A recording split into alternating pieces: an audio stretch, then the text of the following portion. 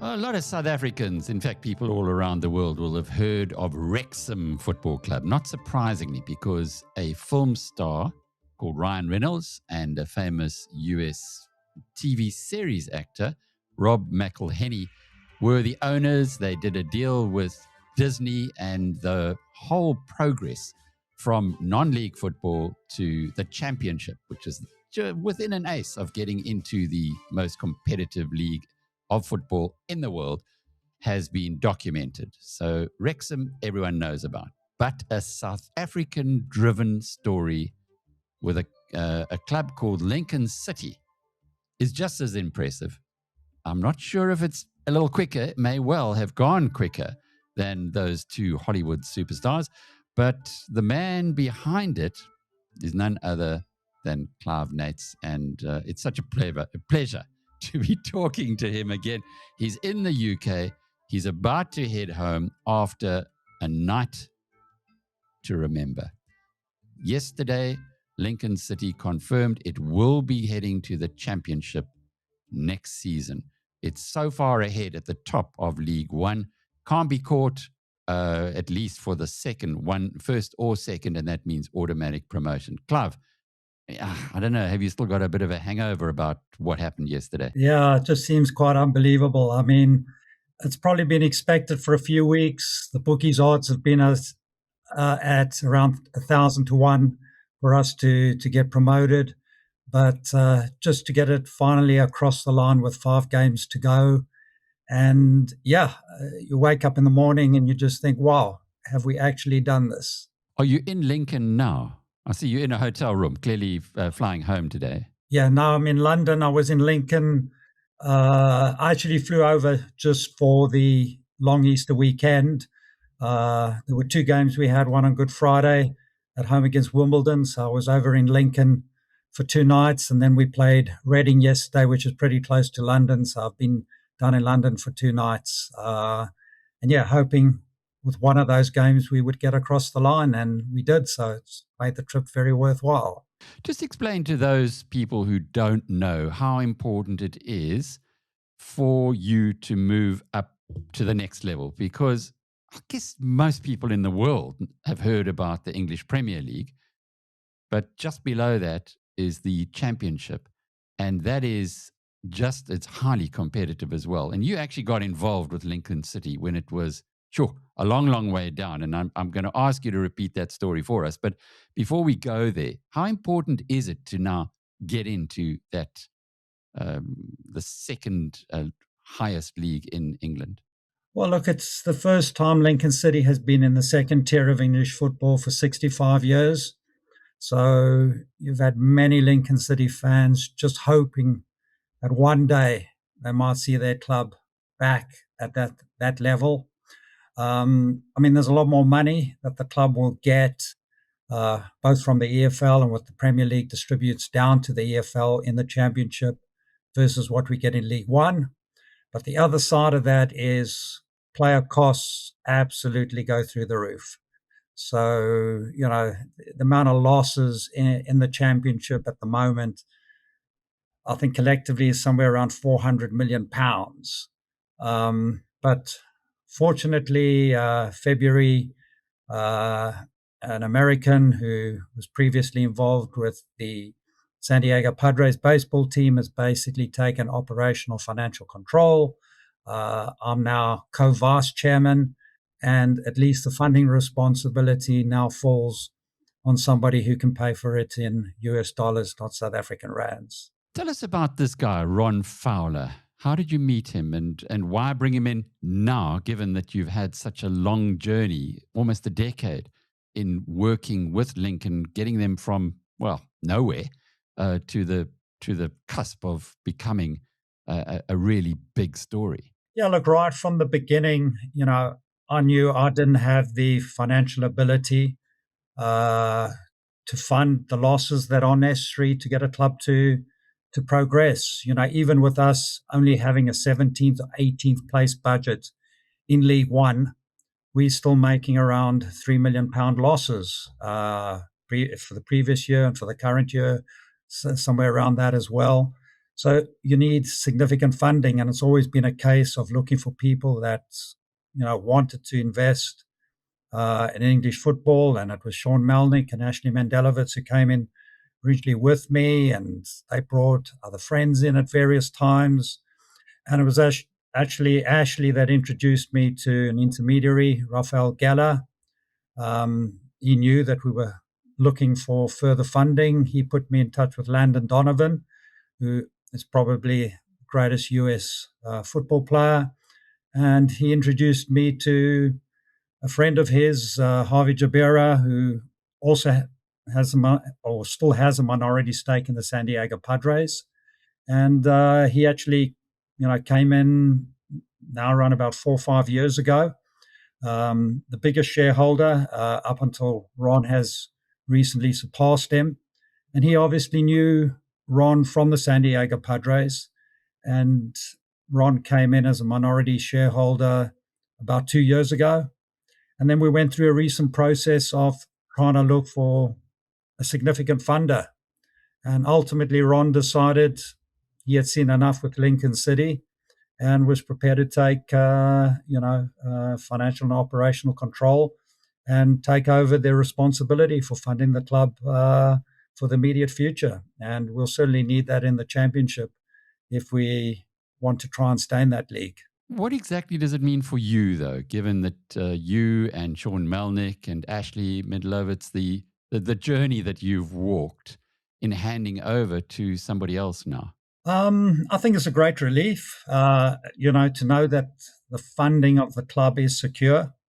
It's been something that I've been involved in almost throughout the time I've been involved with Lincoln City, trying to find new funding. I think I've even been on your show some years ago when we tried to put something together that might get a number of South Africans involved in the club. And yeah, it's just a huge responsibility to get off my shoulders. And, there comes a time when, somebody else who is maybe better placed to take the club forward. I mean, I'll still have an involvement, obviously not to the extent I had previously, but I'll still be able to enjoy going over and supporting, the club.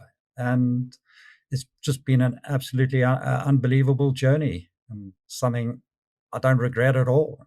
Well, I had a great privilege to be there when you won promotion from League Two to League One, at the ground with you, with Ashley, and I could see firsthand how grateful the people of Lincoln were to the fact that you'd got involved, almost like a bit of a Moneyball kind of story where you looked at things differently. You knew you didn't have the big budgets, but you had a passion for English football and a way to use your hedge fund expertise and the numbers and understanding the numbers and applying that to building this dream that has not just been a dream for yourselves, but a dream for the whole city of Lincoln.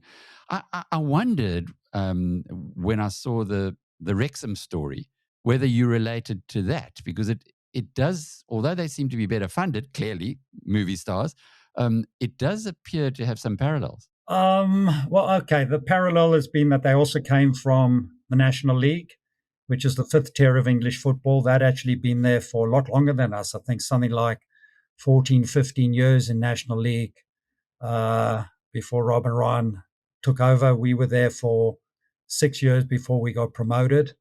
And they obviously got to the championship last season. But yeah, the sort of funding that they've put into the club, it's not only funding that they've put in. I mean, through their fame, the amount of income that they've generated for the club. I mean, just as a comparison, when they got promoted out of League One last season, they showed a turnover of 33 million. Our turnover last year was below 9 million. As I've said, we'll make a loss of around about 3 million. Their loss last year was 15 million. So, from that point of view, it's not really comparable. They had the second biggest budget in League One. We've had to do it through punching massively above our weight. Tell us about the manager, because when I visited with you, you had the brothers who were doing great stuff, but they've moved. Yeah, they've moved on since then. Now you've got a guy called Michael Skubala. How did you find him, and has he been a big part of this journey? Yeah, it's been a massive part. So, again, as part of what has been introduced to the club in recent years has been that we look to scout managers before we need one. So there's always people that we've identified that we think are worth bringing in for further interviews. I mean, it's an ongoing process. Our sporting directors continually meeting potential managers that we might want in the future, seeing if they would be interested in us and getting a view of them. But obviously, it's only when you part company with a manager that you start going through the actual process of looking for the new manager. And Michael was one of those we had identified. There was probably 5 or 6 candidates that we interviewed. And yeah, Michael really, really impressed us. Obviously, did a lot of work behind the scenes, not just the interview process, getting recommendations about him, looking at how he played. He was then at Leeds United under 21, had actually been caretaker manager of the Leeds United first team for 3 games after they fired a manager. And yeah, we brought him in. It was his first, other than at Leeds United, for those 3 games, his first professional job. And I think when you're bringing in a rookie manager, you've got to have patience, and it's something that many clubs just don't have. It wasn't like he went on this incredible run right from the beginning. It took a little bit of time. We also had a lot of injuries, but we've supported him, given him all the backing. He's got a wonderful team of assistant head coaches, a backroom staff, our recruitment this season has just been exceptional. We've got the blend between experience and youth absolutely perfectly, and that's all helped him. But no doubt for somebody to have got us on a 24-game unbeaten run, which is a record for Lincoln City with 19 wins, he's far surpassed our expectations. It's been an extraordinary season, and you are so far ahead in League One that there are people from all over the football world watching and having a look and saying, now, how did you get this right? Where did it come from?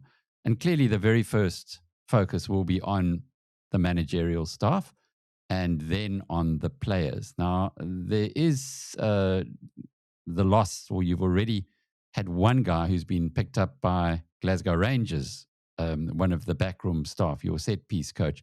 Is this not the biggest risk you face right now, that there are others with deep pockets who are looking at this club that has done so incredibly well and are saying, oh, let's go and pick up those talented people who've been uncovered? Yeah, it's always the risk, just like when we had those 3 incredible years under Danny and Nicky Cowley. Along came Huddersfield Town. They were in the championship and they took them from us. But that's the way it is. You try and keep them and you pay them as best as we can. But again, like for Scott Fry, who you referred to, he was heading our goalkeeping coach and heading up our set pieces, which, were exceptional last season. We got the most set piece goals than any other club in English football. And yes, there were a couple of clubs before that came in for him, and we sort of managed to keep him with us. But then when, Glasgow Rangers come along, you just can't compete with that. So yeah, it's always a risk, but that is football. You know where you are in the pecking order, and we'll probably lose some of our staff because of that. Potentially some of our players. We lost 4 of our key players at the end of last season, but you replace them, and we've done even better without those 4 key players that we lost. Where's your nursery? Lincoln's kind of up in the north of England, not in or I suppose middle north. It's not a natural place to have lots of kids coming along and graduating as you would in cities. So where do you find the talent? Look, yeah, I mean, those that have come through and been a success in our academy in recent years haven't necessarily been local boys. One of the big successes, we recruited at 16 years old from Republic of Ireland. That's something that we can't do anymore post Brexit. Two of the others that have come through were released by Derby County. One was Jovan Makama, who got signed by Norwich City, one of those key players that we lost last year. And he was our first £1 million player sales. So that was quite an achievement that we were happy to break that barrier. Yeah, it's not easy because, as I said, it's not a lot of local boys. But it's a lot more beyond just trying to bring people through the academy. It's trying to find young players that might be at other clubs that we believe have the potential. Brought through a number of players from Ireland as well. One of those is Jack Moylan, who scored our winner yesterday against Reading. Brought in for a small fee because we saw the potential, and he's been an absolute revelation this season.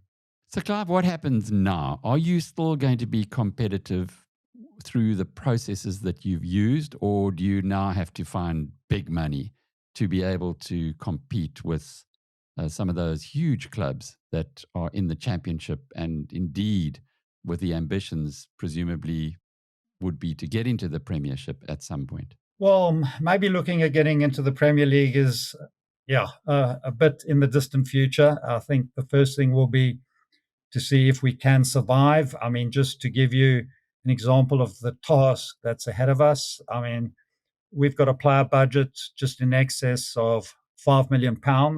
As I said, that's around about 17th, and the teams like Luton Town, who were in the Premier League just 2 seasons ago, still receiving parachute payments. Bolton Wanderers, Huddersfield Town, which have player budgets 2-3 times higher than that. Now, when you get into the Championship, you get about £11 million from the EFL and the Premier League compared to about £2.5 million that we get at the moment. So that's a big kicker. But the average player budget in the Championship for this season, excluding the parachute payment clubs, is £23 million. That's the average.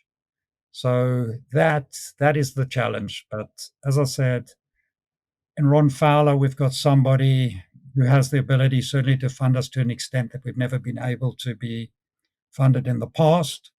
Without a doubt, even with his funding, we will still have probably a bottom four budget. And again, it's just up to us to try and punch above our weight again and see if we can do see if we can do that. Now, it is a South African story, given the involvement that you've had. Have many South Africans kind of clicked to this, realized that, hey, we got our own Wrexham who are busy doing crazy things in the UK? I don't know about broader South Africans, but obviously, there are a lot of South Africans involved as investors in the club, in addition to Sean and Ashley. There's Alon Apteker, Alan Schwaden, and a few others that have come in. And we've all got friends and family and people that we speak to. So there are a lot of people in the background that keep an eye on Lincoln City. But no, I don't think it's, let's say, become mainstream in South African football circles that there is a South African story in English football. Well, where I'm going to here is that we do have a lot of talent in our country, as you well know. And that talent doesn't always get recognized. We're very underrepresented if you look at the English game, given the talent that does exist in South Africa. Is there anything there that now that you're going to be in the Championship, now you're in the big leagues, now you get televised worldwide, that could open a door perhaps for South African talent and indeed give you that additional stream that would come in that you did receive in the past, as you've told us about from Ireland? Yeah, look, there are specific rules post-Brexit as to the amount of players that EFL teams can have in their squad. In League One, we were limited to 2 foreign players. And we've got 1 Swede and 1 Ukrainian that we brought in. It's a bit easier in the championship, where that number goes up from 2 to 4 in terms of this ESC scheme. And then there's also the GBE scheme, where if a player plays in a certain bigger league, then they can also qualify to play in the championship. So there is certainly more room to look at foreign players, but again, they have to be at a certain level to be able to get a work permit to play in the UK. But just say Bafana are given a outside chance of performing very well at the World Cup. Let's just say that of that squad, there are half a dozen of them who don't get picked up by anybody else. Would they, given that they would be national players, be in your crosshairs to look at as because surely if you're a South African player earning rands and you could earn pounds like the rugby guys did for so many years, and now you're playing on a big stage, there might be some appeal there, even if it isn't a full-time or a long-term or a forever relationship. It could indeed be a way of showing your talent to the rest of this extraordinarily wealthy sector of sport. Yeah, look, I mean, we do have analysts in our recruitment department looking at various leagues across the world, and obviously they've got to be leagues that we believe are suitable for players to transition from their current leagues into whatever league we're playing in England. Some players from certain leagues transition a lot better than others. And the South African League has been one that has been looked at. We did identify 1 player, but he was a bit beyond our capability and is actually part of the Portsmouth squad, which is currently in the championship. So I think it's always a possibility. But again, our recruitment team is scouring all the countries around the world where we think there might be players that might fit into our squad. So what's next for Clive Nates? Hedge fund manager, very successful in that line of work. Then following your passion on Lincoln City, we've spent a bit of time together, and you certainly have shared that passion to the degree that I'm not the only one whose number 2 club is Lincoln, the other club that you watch on YouTube. Hopefully next year we can watch some live games. What's next for you? I think I'm going to continue to be involved, still in Lincoln, maybe not quite to the extent that I have been in the past, but, still working on player contracts, transfers, that sort of thing. I'm still very much in touch with our CEO and sporting director. And I'm hoping for a bit of time to also progress the book that I'm writing about my time with Lincoln City. So that's still very much in its early stages, but hopefully there's a little bit more time to write that story as well. I hope that you do find time to invest in that book, because these sporting stories, and it's an incredible story, yours. I'm not sure that everybody still kind of gets it, where you came from. Just give us a little bit of color of how you started, the first game that you watched Lincoln playing after you'd made your investment. Well, when I decided to approach Lincoln, I sent an email off to the club, just asking to be put in touch with the then chairman, and said I was interested in getting involved. I mean, they were in financial difficulties at the time, and they invited me to come over. So the first game I saw was a 2-0 home defeat to a club called Welling. And Welling is now, I think, maybe a league or 2 below that. They were in the bottom 4 at the time. And then I went to see a 0-0 draw and another team in, that's somewhere in non-league at the moment, and cold, March evening, there were probably 1,500 people in the ground. But it didn't bother me. I just wanted to have some involvement in English football. I've just been a fanatical football fan since a young kid. And really, I didn't think, sitting in South Africa, I didn't believe that I would be able to walk in and do very much. I just wanted the involvement just for fun. But I think, I saw straight away that there were things that could be changed and improved. And together with a lot of other people that have contributed massively to the story, we've been able to take Lincoln City on this amazing ride. And is there part of the Moneyball story here as well? Many would recall the Brad Pitt movie, or indeed the David Lewis book about Moneyball, about how the I think it was the coach then found its players who may not have been the most popular according to the narrative, but whose numbers were excellent. And so a bit of statistical investigation. Did you do any of that? Yeah, look. Sorry, Michael Lewis, not David Lewis. My apologies. Yeah, Michael Lewis. His name is Michael Lewis, not David Lewis. Yes.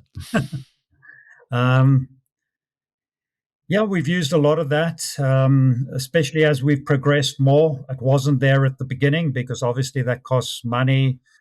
The data that you need for that and the people that you need for that. But yeah, it's a massive part. And look, baseball is also very different from football. So there's a lot more that you need to do.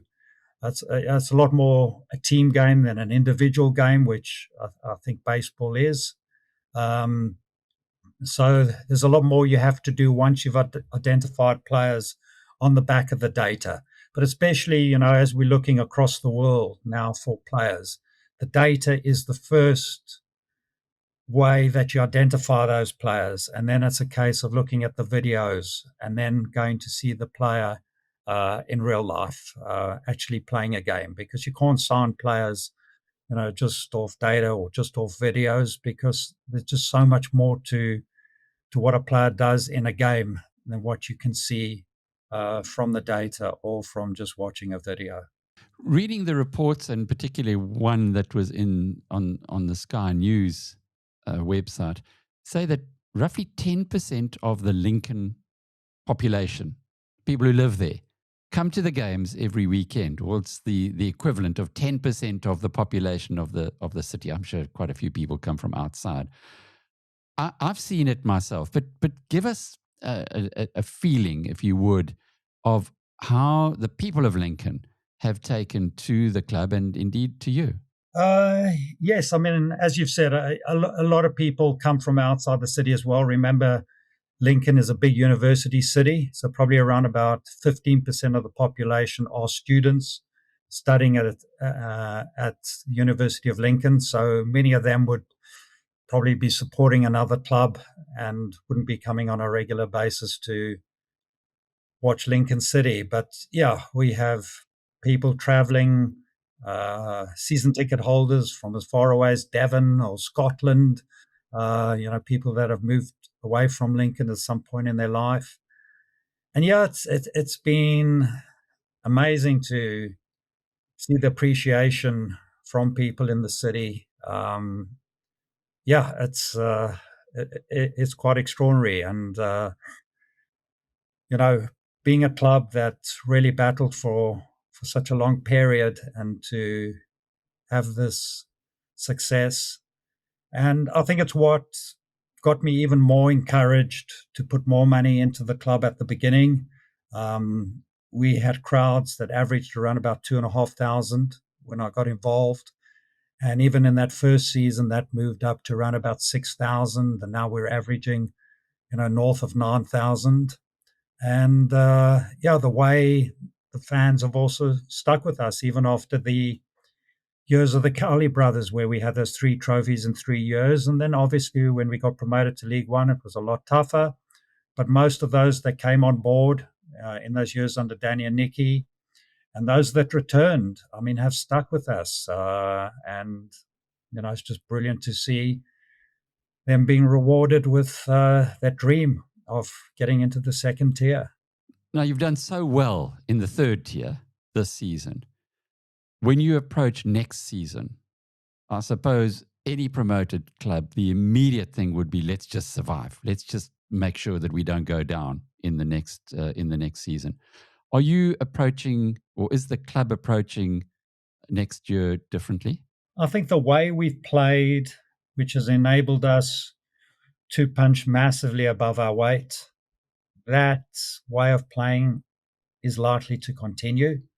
There's no doubt we'll have to strengthen the squad with players that are, let's say, more championship level players. And yeah, the first objective will be, without a doubt, to try and survive, but we'll also be trying at the same time to see if we can do better than that. But I've mentioned the huge clubs in League One. There's even bigger clubs that we're going to be playing against in the Championship, and you might have seen a lot of fans having a laugh at us potentially playing Tottenham Hotspur next season. It might not be Spurs, but if it's not Spurs, it will be West Ham or Nottingham Forest.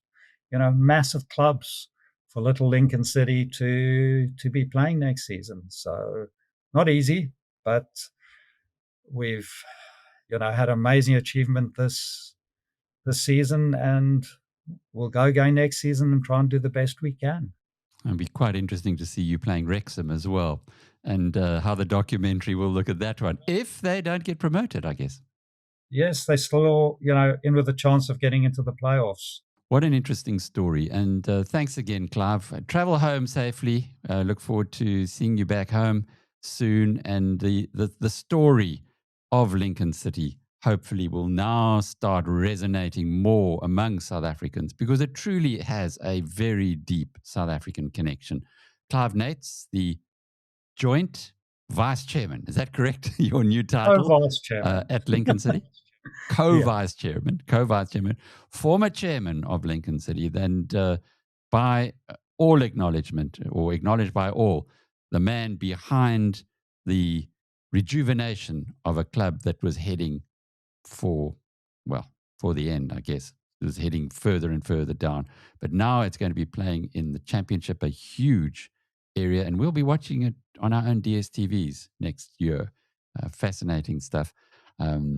Clive is a South African hedge fund manager who has a passion for football. And I'm Alec Hogg from biznews.com.